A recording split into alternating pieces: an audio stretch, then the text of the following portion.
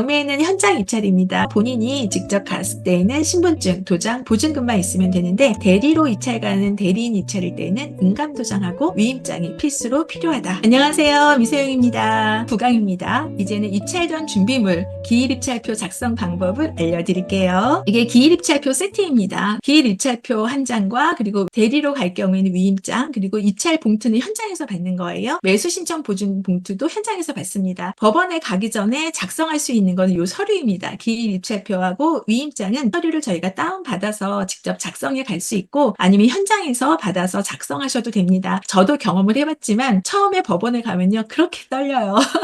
그리고 실수할 수도 있습니다. 처음 갈 때는 미리 이걸 출력을 해서 작성해서 가세요라고 말씀을 드리고 있습니다. 이제 제출할 때 저희가 필요한 신분증 그리고 입찰자용 수취증 이런 것들을 나눠줘요. 무슨 얘기냐면 기일 입찰표하고 위임장하고 봉투에다 다 넣어서 제출을 하면은 거기서 이렇게 띄어가지고 수취증이라고 있거든요. 그거를 띄어서 주면 저희가 보관하고 있다가 나중에 이제 낙찰이 됐거나 폐찰이 됐거나 그럴 때 그 꼬리표를 가지고 저희가 제출을 해야 되거든요. 이 입찰 봉투 뒷면에 있습니다. 이 서류를 잘 작성을 해서 현장에 가서 제출을 하면 되는 거예요. 보증금 폐찰하면 또 반환 즉시 받거든요. 이때도 이 봉투에 달려있는 그 수취증이 있어요. 기일입찰표 세트가 이렇게 생겼다. 매수 신청 보증금 봉투는 이제 수표 한 장 들어갈 수 있게 편지 봉투처럼 되어 있어요. 경매는 기일입찰이다. 우리가 공매 같은 경우는 기간입찰이라고 하는데 이 경매는 기일입찰이에요. 법원 경매정보 사이트 들어갔었잖아요. 여기에 경매 지식에 서식이라는欄이 있어요. 그 서식 밑에 들어가면 여기 기간입찰서도 있고 그 밑에 기일입찰표도 있어요. 우리는 기간입찰표가 아니라 기일입찰표를 다운받아서 작성해서 가시면 됩니다. 본인이 입찰할 때는 신분증, 도장, 입찰 보증금이 필요합니다. 세 가지를 항상 가져가시면 돼요. 그리고 입찰 보증금은 수표 한 장 끊어서 가시면 되는데 요즘에 은행 찾기가 너무 어려워요. 은행들이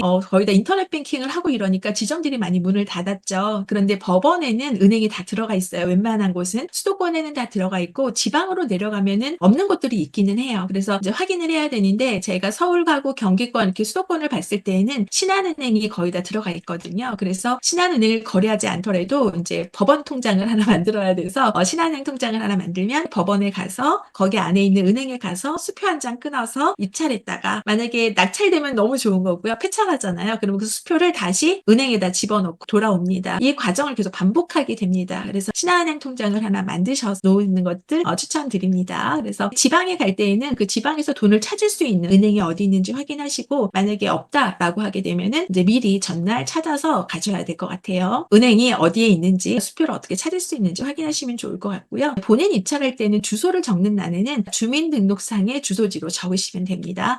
주민등록상의 주소지로 적는구나 이렇게 기억하시면 될 것 같아요. 이제 예시입니다. 기일입찰표를 다운받으시면 되거든요. 그랬을 때 요 경매 물건이었잖아요. 여기에서 이렇게 사건 번호를 그대로 적어줍니다. 오입찰했던 빌라로 하고 싶으면 빌라의 물건으로 적용하셔도 돼요. 그리고 여기는 가로치고 1번, 2번이 없잖아요. 그래서 만약에 사건 번호 뒤에 3157이 다음에 가로치고 뭐 1번, 2번, 3번이 있으면 그때 물건 번호를 여기다 적어주시면 되고 가로치고의 번호가 없으면 안 적으시면 되는 거예요. 여기는 지방법원인데 인천지방법원, 부천지원 그러면 칸을 띄어가지고 이걸 적어주시면 돼요. 현장에서는 다 인쇄가 되어 있어요. 그래서 현장에서 받으시면 안 쓰셔도 되고 미리 출력을 해서 가실 때에는 어디에서 진행하는 법원인지를 해당 법원 집행관이라고 써주셔야 됩니다. 그리고 이 매각기일이 입찰 기일입니다. 이 날짜 그대로 적어주시면 돼요. 여기 보증금은 최저가의 10%잖아요. 이 보증금은 변하지 않습니다. 그래서 경매정보지의 최저가의 10%가 보증금이다. 입찰 금액이 높아진다고 해도 보증금은 변하지 않는다. 최저가의 10%다. 네. 그리고 여기는 현금 자기압수표잖아요. 저기다 체크하시면 됩니다. 저희 수표 한 장 끊어서 가실 거예요. 그리고 보증금을 반환받았습니다. 이거는 미리 쓰시는 게 아니라 폐찰하고 나서 보증금을 돌려받잖아요. 그때 쓰는 겁니다. 계속 입찰하다 보면은 무의식적으로 이렇게 써서 내게 되는 경우 많습니다. 얘는 보증금을 반환받을 때 쓰는 난이다. 이렇게 보시면 됩니다. 저희가 본인이 입찰할 때도 많지만 대리로 가야 될 경우도 있어요. 본인이라는 거는 부동산 명의자를 얘기합니다. 만약에 우리 부부가 있는데 남편 명의로 낙찰받아야 되는데 남편이 회사 가고 없어요. 그러면 아내가 입찰에 참여하잖아요. 그럼 이 아내가 대리인 자격이 되는 겁니다. 기본적으로 신분증과 도장하고 보증금만 있으면 되는데 추가로 위임장하고 인감증명서를 가져가셔야 됩니다. 됩니다. 입찰 보증금 수표 한 장 하는 건 똑같은데 대리인의 그다음에 신분증과 도장, 그 본인의 신분증과 도장, 그리고 인감증명서하고 위임장 날인을 하셔야 됩니다. 여기 인감도장이 들어가는 거는 이 위임장 들어가는 부분과 똑같아야 되는 부분이 있어서 이렇게 들어가는 거고요. 앞쪽에 기일이찰표에 쓸 때에는 아무 도장이나 쓰셔도 되는데 일단 인감도장하고 똑같은 도장을 찍는 난이 있습니다. 인감증명서하고 똑같은 도장을 넣으셔야 된다.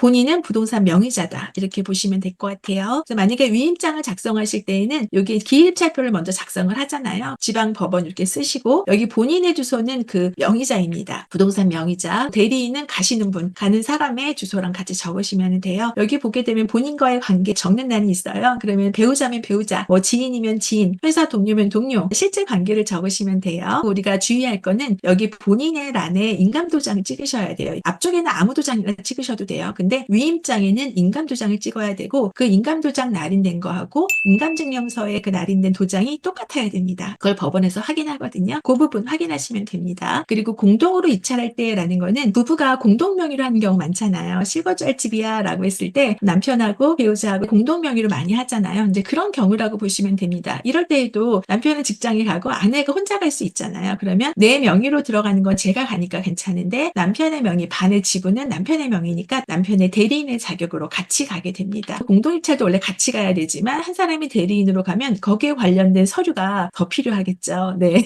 공동이찰로 갈 때에는 기일이찰표, 그 공동이찰 신고서가 따로 있습니다. 그리고 공동이찰 목록을 가져가고 이제 간인을 찍어야 되는데 그리고 특히 지분 표시를 해야 돼요. 무슨 얘기냐면은 우리 이 집을 2분의 1씩 가질 거야. 이제 보통 반반 나누면 2분의 1이잖아요. 근데 어떤 경우는 나는 3분의 1이고 당신은 3분의 1이야. 이렇게 서로 협의해야 되는 경우도 있잖아요. 근데 만약에 지분 표시를 하지 않으면은 법원에서는 그냥 n분의 1을 해버려요. 그래서 지분 표시를 명확하게 해주셔야 되고 보통 부부 공동명의가 많고요. 요즘엔 지인끼리 공동투자도 좀 많이 하거든요. 1인이 아닌 2인 이상이 될 경우에는 이렇게 공동이찰 신고서를 별도로 작성하셔야 된다. 그 신고서는 처음에는 기일이찰표 했을 거 아니에요. 근데 한 명이 아니라 2명 이상이 되는 거니까 여기에는 별청 공동 입찰자 목록 기재와 같음이라고 적어주시고 열을 별청을 해야 되는 거예요. 이 서류들을. 네, 이해되시죠? 본인 여기 안에 밑에다가 요 사람들이 같이 들어가는 거야 라고 써주시는 거고요. 대리인의 자격 들어가면 대리인 써주시면 됩니다. 그리고 공동이찰이면은 지분 표시를 하지 않으면 n분의 1이 되니까 2명이면 2분의 1, 2분의 1이라고 해서 지분 표시를 여기 옆에 꼭 해주셔야 됩니다. 입찰표 쓸 때 좀 주의해야 되는 부분이 있는데 첫 번째는 칸이 되게 좁아요. 좁아가지고 밀려 쓰게 돼서 우리가 1억을 쓸 것을 10억을 쓰는 경우들이 간혹 있고 그리고 그 내용이 이제 신문에 실리는 경우들이 많죠. 이렇게 되면은 이 보증금을 돌려주지 않아요. 그냥 보증금을 몰수당하게 되거든요. 보증금을 날리는 그런 사례들이 가끔 있습니다. 그래서 앞쪽에서부터 쓰시도록 이렇게 하셔야 됩니다. 밀려 쓰게 된 가능성이 높기 때문에 이제 공동입찰자 목록은 기일이찰표와 더불어 2장이 더 들어가잖아요. 그래서 그때는 이렇게 접어서 여기 간인한다라고 하죠. 그래서 접어서 도장을 찍으셔야 됩니다. 그래야지만 이게 하나의 문서라고 인증이 되는 거예요. 2명이 공동입찰하면 2명의 도장이 다 찍혀야 되고 3명이 들어가면 3명이 다 찍혀야 돼요. 만약에 도장이 하나라도 빠지게 되면은 무효 처리가 됩니다.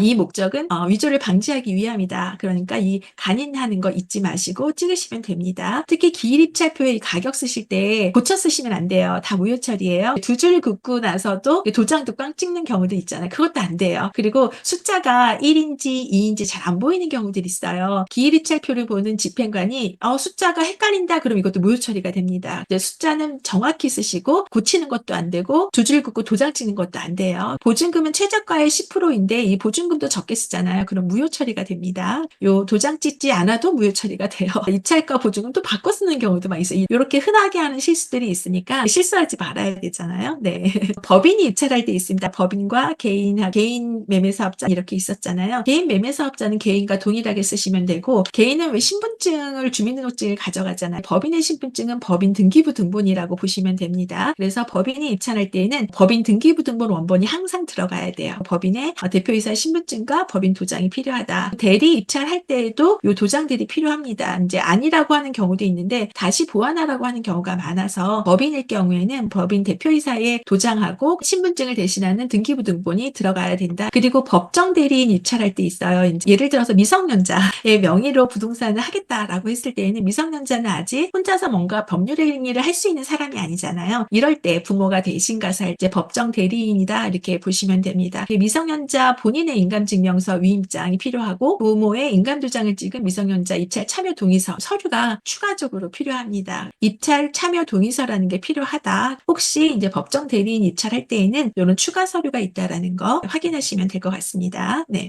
이번 시간에는 기일 입찰표 작성하는 방법을 간단히 드렸어요. 기일 입찰표는 수정하지 않는다를 원칙으로 합니다. 입찰 가격하고 보증금을 수정하면 무효 처리가 된다. 예, 절대로 수정하지 않고 다시 쓰시는 걸로 하고 미리 작성해서 가세요. 네. 경매에는 현장 입찰입니다. 본인이 직접 갔을 때에는 신분증, 도장, 보증금만 있으면 되는데 대리로 입찰 가는 대리인 입찰일 때에는 인감도장하고 위임장이 필수로 필요하다. 19강의 과제는 기일 입찰표를 한번 작성해 보세요. 네. 수고 많으셨습니다.